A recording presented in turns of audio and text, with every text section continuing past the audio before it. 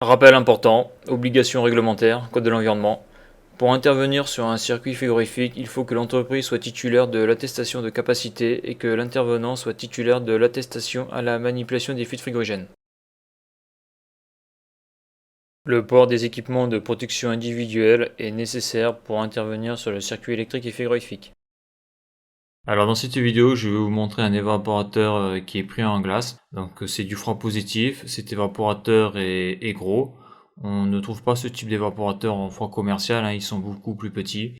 Cet évaporateur là se trouve dans une chambre froide de stockage d'un petit entrepôt agroalimentaire.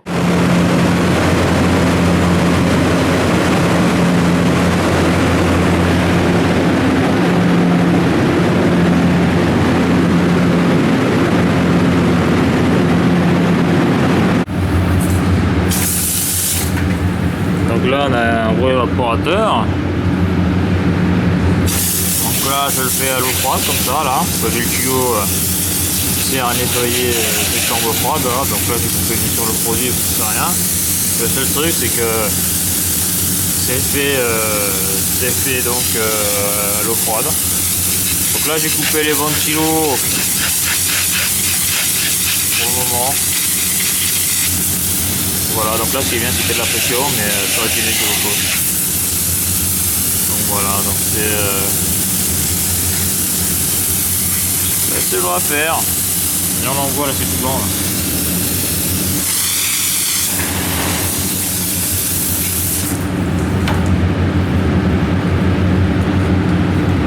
là. On voit là l'électrovanne, le détendeur qui est dans la glace.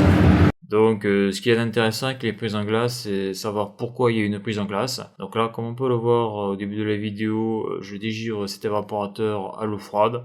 Donc on peut le voir, l'évaporateur est quand même assez balèze, c'est un très gros évaporateur. Et un évaporateur comme ça, dégivrer, ça peut prendre plusieurs heures. Et donc lorsque l'on passe plusieurs heures à dégivrer un évaporateur, eh bien le but c'est d'éviter qu'il reprenne en glace. Donc il faut se poser la question, pourquoi cet évaporateur c'est pris en glace. Donc là je suis avec des collègues dans ce petit entrepôt, ils sont en train de faire donc l'entretien des évaporateurs. Donc on est sur du froid positif. Et donc un de ses collègues a dégivré cet évaporateur là, et donc le lendemain lorsqu'il est revenu, l'évaporateur était pris en glace. Donc d'après le client, cette installation n'avait que 2 mois. Donc en réalité, ces chambres froides là étaient une extension de l'entrepôt. Et d'après ce client, il y a toujours eu des prises en glace sur cet évaporateur là. Et donc après dans la vidéo, on me voit en train de dégivrer l'évaporateur donc à l'eau froide. Donc à l'eau froide c'est super long. Alors bizarrement au niveau de l'extension donc de ce petit entrepôt agroalimentaire, donc il y a 2 chambres froides, dont celle que je montre dans la vidéo, et avec 2 régulateurs différents. Le MR12 DR230-1 et le MRK DR230-2 qui lui a les bornes 11-10 et qui a donc une sortie de digivrage. Donc s'il y a 2 régulateurs différents et vu l'âge de l'installation et vu l'âge des régulateurs, donc l'installation est récente, les régulateurs sont vieux, à mon avis c'est des régulateurs de récupération. Donc l'origine de la prise en glace, elle était relativement simple. Au niveau des paramétrages du régulateur, lorsque la consigne était atteinte, les ventilateurs s'arrêtaient. Donc moi ce que j'ai fait, c'est j'ai mis en marche forcée les ventilateurs, parce qu'en principe en froid positif, les ventilateurs ne s'arrêtent jamais, même lorsque la consigne est atteinte. Donc le fait de faire ça, on a pu se rendre compte que il n'y avait plus de prise en glace. On remarquera aussi là sur les sorties du régulateur, donc on voit qu'à droite les bornes 11-10 c'est le digivrage, et les bornes 14-13 donc c'est le fonctionnement du ventilateur. Donc bien sûr toutes ces sorties là sont des contacteurs moteurs au niveau de la salle des machines. Le petit disjoncteur que l'on voit en haut à gauche, c'est juste pour le régulateur. Donc il y a un relayage sur les sorties. Et donc on voit que là ils ont fait, alors c'est bizarre, ils ont fait un pont entre les bornes 11 et 14 et 10 et 13. Donc ça sert à rien parce que ce régulateur là, si on veut, on peut mettre en marche ou arrêter le ventilateur lorsque la consigne est atteinte.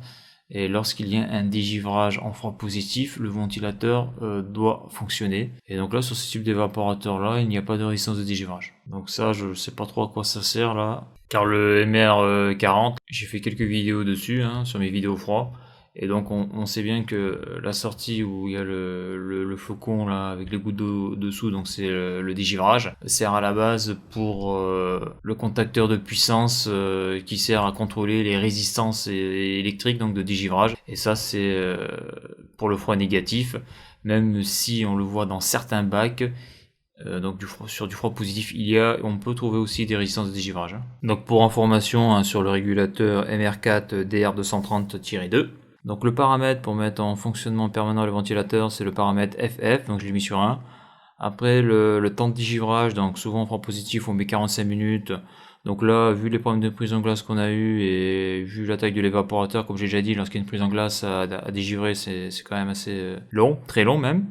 Donc là j'avais mis un temps de dégivrage de 60 minutes et un intervalle de dégivrage de 6 heures. Donc 4 dégivrages par jour. Donc après pour voir si c'est bon tout ça, au niveau des températures, il suffit de regarder l'enregistreur de température hein, et voir donc si on ne s'éloigne pas trop de la consigne. C'est-à-dire que si la température en fin de dégivrage dans l'ambiance n'est pas trop haute. Donc ça pour pouvoir s'en rendre compte, on peut le faire qu'avec des enregistreurs de température. Donc ces sites sont obligatoirement surveillés. 24 heures sur 24, 6 jours sur 7. Hein, donc, c'est-à-dire que s'il y a une anomalie de température trop haute, il y a une alarme qui est envoyée. Hein. Donc comme j'ai pas eu de retour de température trop haute hein, par ce client-là, les réglages doivent être bons. Et donc depuis ce moment-là, il n'y a plus de prise en glace sur cet évaporateur. Donc voilà pour cette petite vidéo. Hein. Donc si vous avez aimé la vidéo, n'hésitez pas à la liker et à la partager. Si vous voulez laisser un commentaire sur la vidéo, n'hésitez pas. Et à bientôt pour une prochaine vidéo.